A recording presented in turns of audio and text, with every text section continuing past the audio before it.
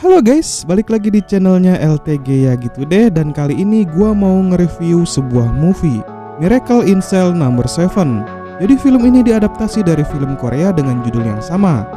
Yang gue mau bahas ini adalah versi negara tetangga, yaitu dari negara Filipina. Dan katanya Indonesia juga bakal ngerilis film dengan judul yang sama. Tapi sebelum mulai jangan lupa support channel ini dengan cara subscribe, karena satu subscribe sangat berarti buat saya.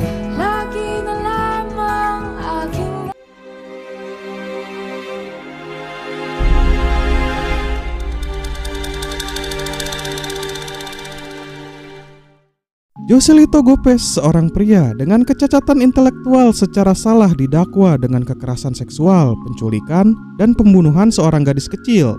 Is hereby sentenced to suffer the penalty of death.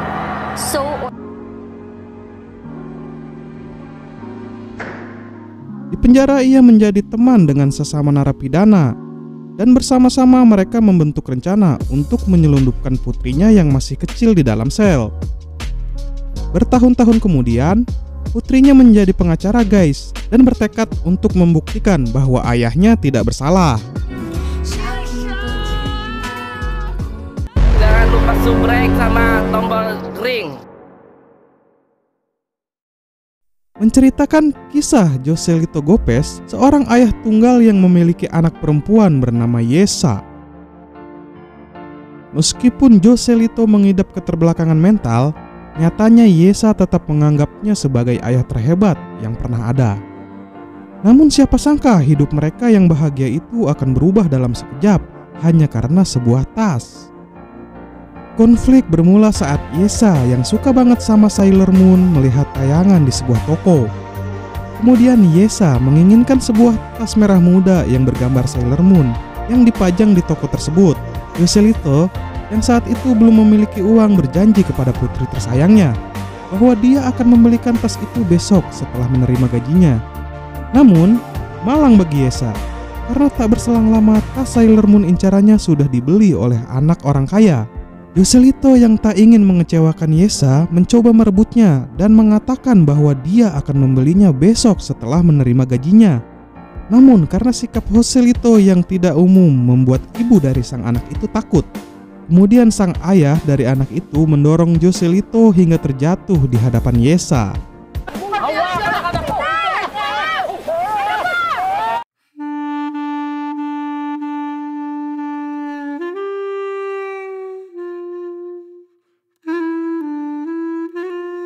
Bukan harinya, Joselito tidak ingin membuat Yesa bersedih, dan dia berusaha mencari tas yang sama di toko lain.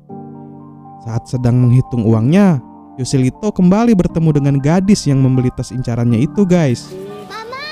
Kemudian anak itu menunjukkan toko lain yang menjual tas yang sama seperti yang dia miliki. Tak disangka ketika Joselito mengikutinya, gadis itu tiba-tiba tewas terpeleset. Karena kondisi jalan saat itu habis diguyur hujan. Ketika Joselito mencoba menyelamatkan nyawanya, ada ibu-ibu rempong yang melihat kejadian itu dan mengira bahwa Joselito melakukan penculikan dan pelecehan. Joselito ditangkap dengan tuduhan tersebut, tapi ketika diinterogasi, Joselito tidak bisa menjelaskan semua yang terjadi. Karena di pikirannya saat itu dia mengkhawatirkan keadaan Yesa yang sudah menunggu kepulangan sang ayah. Keesokan harinya saat sedang melakukan olah TKP, Joselito dipaksa mengakui bahwa dia melecehkannya. Joselito hanya bisa memanggil nama Yesa dan suatu kebetulan Yesa bertemu dengan ayahnya.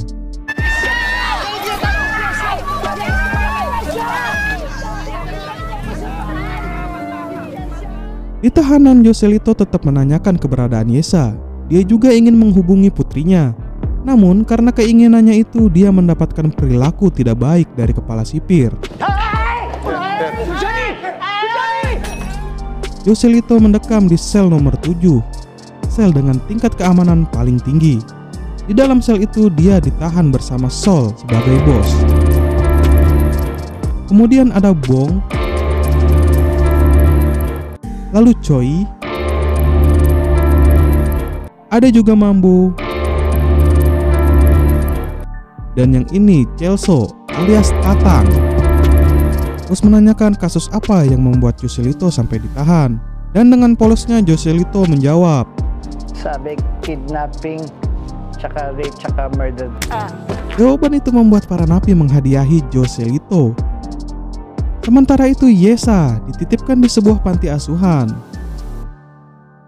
Di tahanan, Bosol adalah pemegang pasar gelap. Dia menjual kebutuhan tahanan seperti odol, sabun, dan sampo.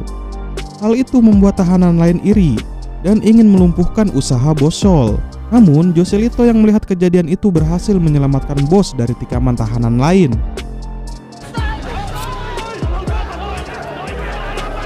Bos sangat berterima kasih atas aksi heroiknya, dan para napi itu akan memberikan apapun yang diinginkan Joselito. Dari semua tawaran, Joselito hanya ingin bertemu dengan Yesa. Yesa, anakku. Mendapatkan ciri-ciri anaknya, para napi di sel nomor 7 mulai beraksi. Pada saat ada seminar dari panti asuhan, napi itu menyelundupkan Yesa ke dalam tahanan. Berakhir di penjara, tak lantas membuat Yesa benci kepada ayahnya. Anak perempuan berusia 6 tahun ini yakin bahwa ayahnya tidak melakukan pembunuhan dan pemerkosaan. Tapi kebahagiaan mereka harus kembali usai ketika konser panti asuhan itu berakhir dan Yesa harus segera dikembalikan. Tapi sayangnya para napi itu terlambat. Yesa harus menginap di sel itu. Kehadiran Yesa di sel itu mampu membawa kebahagiaan bagi penghuni sel lainnya. Keesokan harinya kepala sipir melihat-lihat hasil foto dari konser itu dan menemukan sebuah keanehan pada foto tersebut yang membuatnya langsung melakukan sidak di sel nomor 7. Hasil dari sidak itu menemukan Yesa berada di dalam sel, yang membuat Joselito mendapatkan siksaan lebih berat dari sipir penjara. Singkat cerita, setelah Joselito dipindahkan di sel khusus, kekacauan di penjara terjadi. Seorang tahanan akan melakukan bunuh diri dengan cara membakar penjara. Semua tahanan dievakuasi keluar, termasuk Joselito. Bukannya melarikan diri, Joselito justru menolong kepala sipir yang sudah memperlakukannya secara tidak adil. Dalam evakuasi, menurut dokter, Joselito terus mengigau bahwa dia tidak bersalah. Hal itu membuat kepala sipir berpikir tentang kasusnya. Sementara di sekolah, Yesa terlihat murung. Dia merindukan sosok ayahnya. Kemudian ibu guru berinisiatif menjenguk ayahnya. Di sana, ayahnya berpesan kepada Yesa, kelak dia harus menjadi dokter agar bisa menolong orang yang sakit. Percakapan itu didengar oleh kepala sipir. Tapi sayangnya waktu berkunjung sudah habis. Joselito kembali harus berpisah dan menahan rindunya. Sementara itu Yesa jatuh sakit karena terus memikirkan ayahnya. Panti asuhan juga akan pindah ke provinsi lain. Pihak panti asuhan menghubungi kepala sipir karena Yesa tidak memiliki kerabat dan orang terdekat. Pada kepala sipir, Yesa berkata bahwa dia ingin melakukan pencurian agar bisa hidup bersama ayahnya di penjara. Hal itu membuat kepala sipir berpikir dan mengadopsi Yesa. Kepala sipir juga memerintahkan ajudan untuk menyelundupkan Yesa ke dalam sel. Joselito sangat senang ketika bisa bertemu kembali dengan Yesa. Karakter Joselito yang baik dan sangat menyayangi Yesa pada akhirnya membuat orang lain percaya bahwa ia tidak melakukan pembunuhan dan pemerkosaan. Polosnya Yesa nyatanya mampu mengubah setiap penghuni untuk berkelakuan lebih baik kepada Joselito, hingga akhirnya mereka sepakat untuk membantu Joselito agar lepas dari hukumannya. Menyadari hal itu, kepala sipir mencoba menyelidiki kasus Joselito. Hanya itu, teman Joselito juga mencoba memecahkan misteri ini dengan reka adegan ala kadarnya.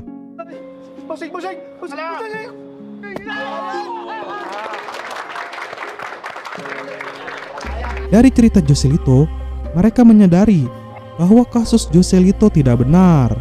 Karena keterbelakangan mentalnya, para tahanan membantu Joselito agar bisa menceritakan kasus yang sebenarnya.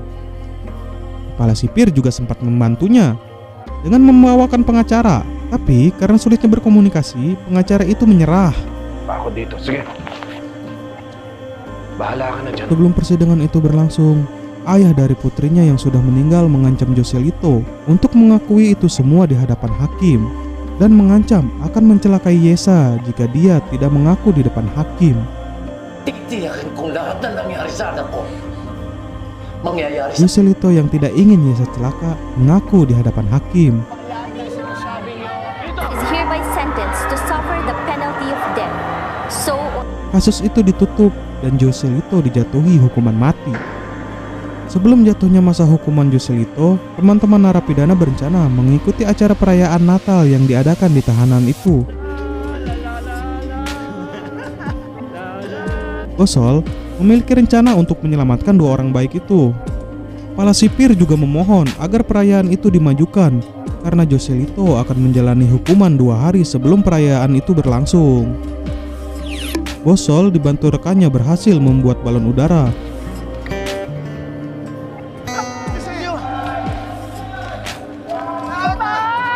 Tapi perjalanannya tidak mulus. Setelah perayaan, Joselito kembali ke sel dan merayakan ulang tahun Yesa. Yesa mendapat banyak hadiah dari para tahanan. Ayahnya juga memberikan kado yang selama ini Yesa impikan. Joselito menepati janjinya kepada Yesa. Tapi Joselito harus menjalani masa hukumannya. Penghuni sel tidak dapat membendung air mata mereka ketika Joselito berpamitan. Dia juga berpamitan kepada Yesa untuk yang terakhir kalinya. Joselito tidak dapat menyembunyikan kesedihannya.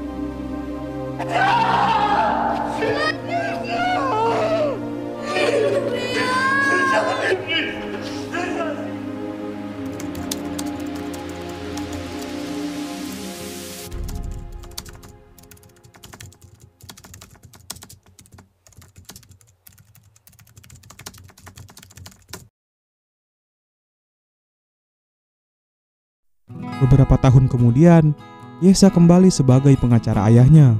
Meskipun Joselito sudah tiada, tapi Yesa ingin membuktikan bahwa ayahnya tidak bersalah dan akan mengungkap kebenaran. Hakim menyatakan bahwa Joselito tidak bersalah. Kisah ini berakhir dengan kenangan ayah dan anak itu. Oke teman-teman, itu tadi alur cerita film Miracle in Cell No. 7. Jangan lupa like, komen, dan subscribe. Mohon maaf apabila ada salah kata atau artikulasi yang kurang jelas. Saya LTG ya gitu deh, pamit undur diri.